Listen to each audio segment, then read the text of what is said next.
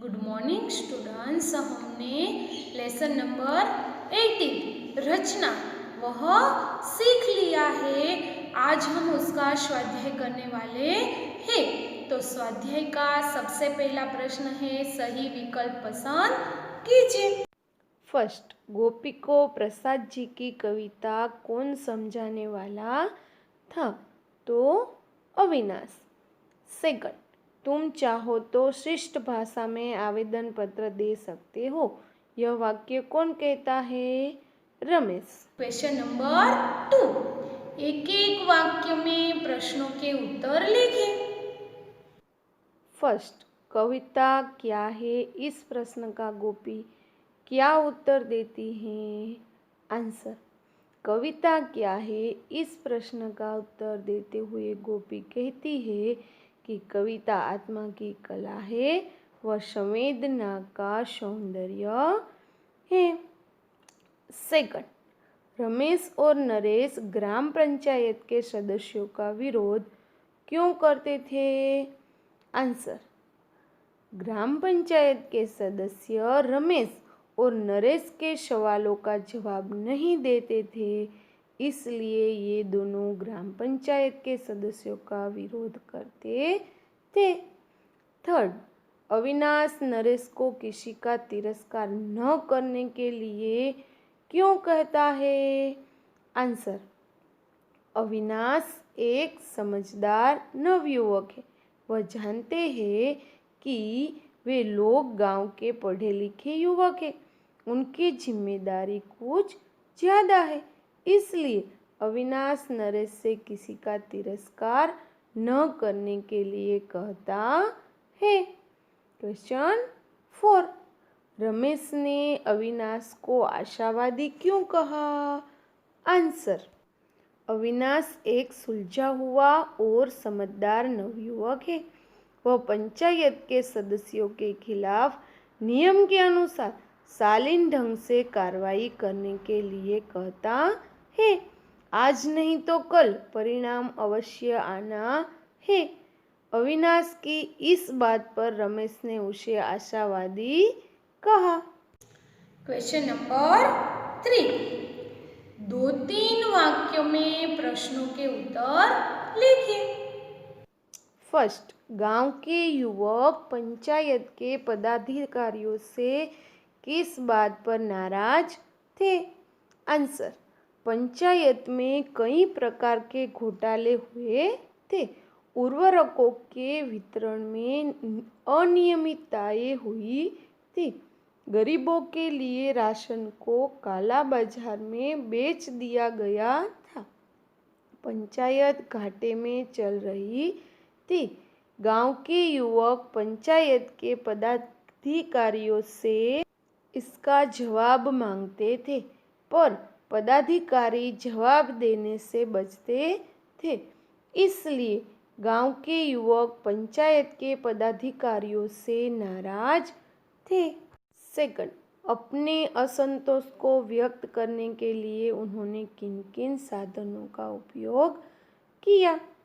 Answer, गांव के युवकों में पंचायत में हुए घोटालों से असंतोष था। युवकों ने अपना असंतोष व्यक्त करने के लिए पंचायत के कार्यालय के समक्ष अनशन करने और पदाधिकारियों को आवेदन पत्र सौंपने जैसे साधनों का उपयोग किया। थर्ड, नरेश और उसके साथी अपने हाथों का कौन सा कमाल दिखाना चाहते थे? आंसर, गांव के युवक रमेश, नरेश, निमेश, अविनाश पंचायत के पदाधिकारियों द्वारा किए जा रहे घोटालों से नाराज थे और अनशन पर बैठे थे।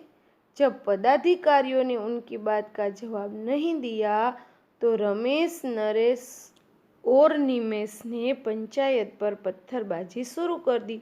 वे अपने हाथों से पत्थरबाजी का कमाल दिखाना चाहते थे। फोर्थ, रमेश पथराव क्यों करना चाहता है? आंसर, पंचायत में हो रहे घोटालों को लेकर गांव के लोगों में असंतोष था, इसलिए वे अनशन पर बैठे थे। युवकों ने आवेदन पत्र देकर पदाधिकारियों से जवाब मांगा तो वे पीछे वाले दरवाजे से भाग खड़े हुए। इस पर रमेश को गुस्सा आया और उसने पंचायत के कार्यालय पर पथराव करने का निश्चय किया। वह पथराव इसलिए करना चाहता था कि पथराव की बात सुनकर पदाधिकारी दौड़े हुए आएंगे। क्वेश्चन नंबर 4, 5-6 वाक्य में प्रश्नों के उत्तर लिखिए। फर्स्ट, अविनाश पथराव का विरोध क्यों करता है? आंसर, अविनाश एक समझदार युवक है। वह नियमानुसार काम करने में विश्वास करता है। वह तोड़ फोड़ में विश्वास नहीं रखता। अविनाश को पंचायत भवन से लगाव है। इसकी नींव तैयार होने के समय से वह उससे जुड़ा रहा है। उसने मकान की रचना में हाथ बटाया था, इसलिए अविनाश मकान पर पथराव का विरोध करता है। सेकंड, रचना एकांकी से हमें क्या सीख मिलती है? आंसर, आजकल विरोध करने के नाम पर लोगों में तोड़फोड़ करने और संपत्ति का नुकसान करने की प्रवृत्ति बढ़ती जा रही है, जो गलत है। तोड़फोड़ से हम अपना और राष्ट्र का ही नुकसान करते हैं।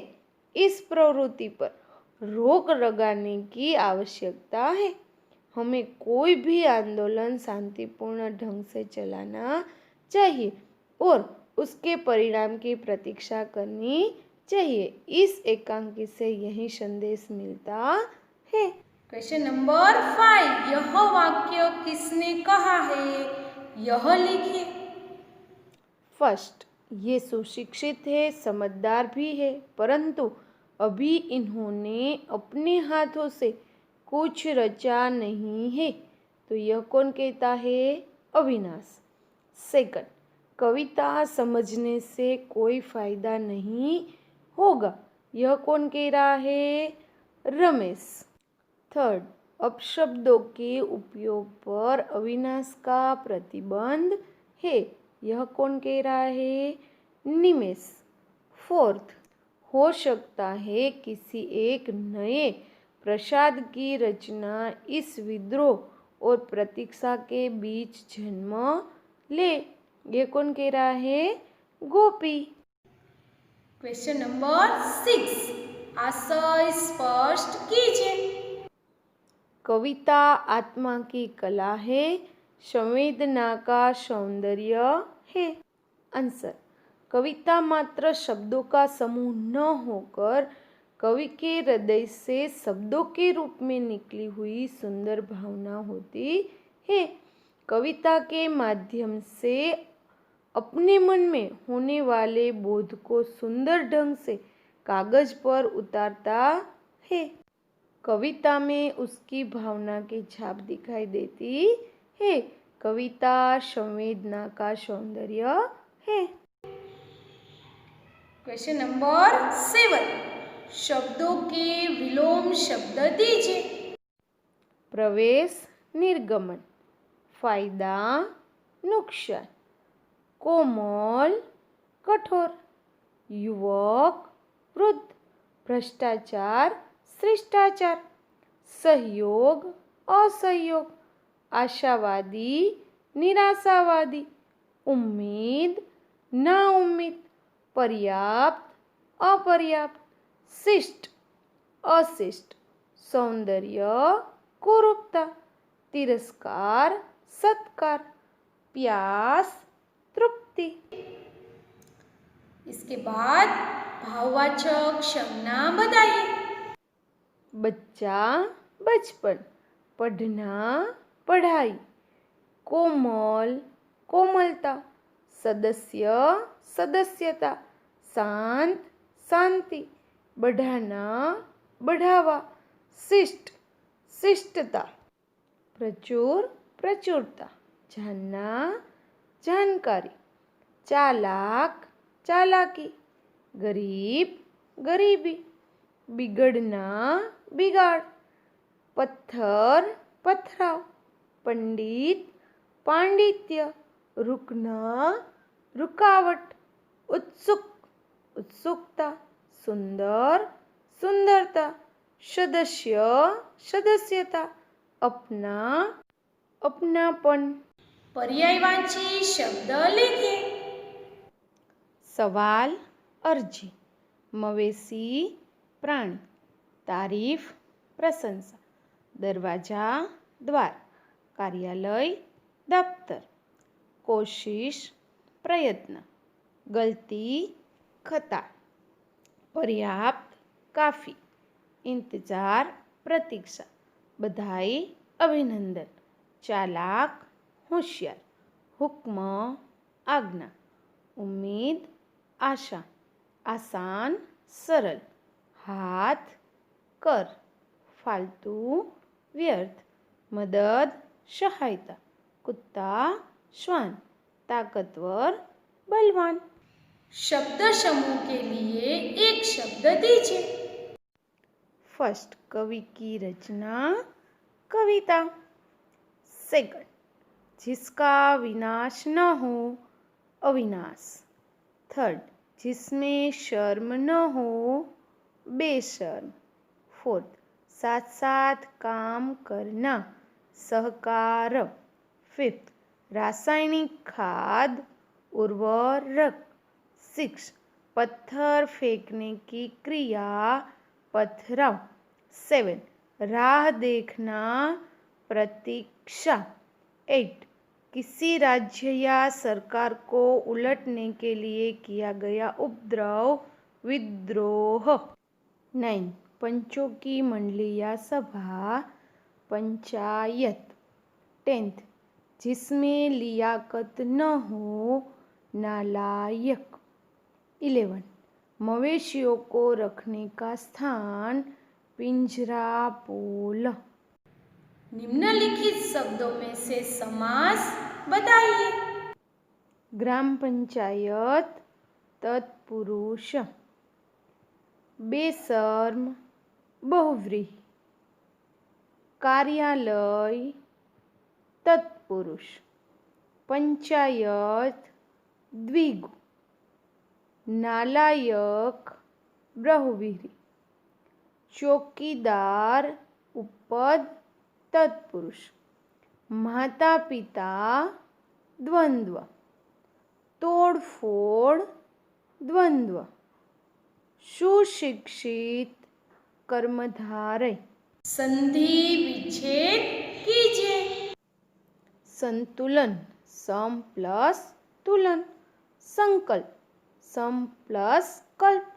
प्रतीक्षा, प्रति प्लस इच्छा। संवेदना, सम प्लस वेदना। पर्याप्त, परि प्लस आप्त। अनशन, अन प्लस अशन। महोदय, महा प्लस उदय। सदुपयोग, सत प्लस उपयोग। एकांत, एक प्लस अंत। भ्रष्टाचार, भ्रष्ट प्लस आचार। तिरस्कार, तिरह प्लस कार। रमेश, रमा प्लस इस। शुभेच्छा, शुभ प्लस इच्छा। निर्देश, निह प्लस देश। विरोचित, वीर प्लस उचित। निर्लज, निह प्लस लज।